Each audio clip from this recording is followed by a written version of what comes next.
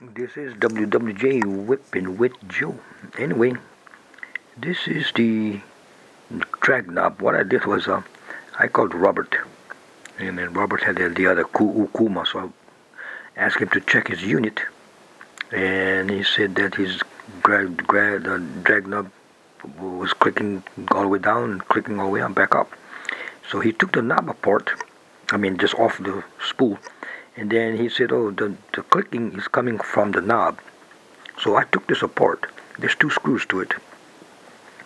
And what I've noticed is this white, there's this white residue here. And actually this is salt. I thought it was grease at first, but it's actually salt.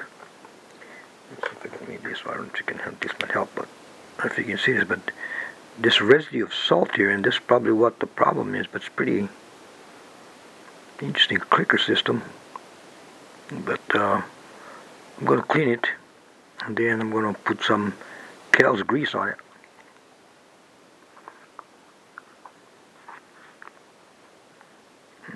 Put some Kel's grease on it, and then see what happens and see if it's going to work again.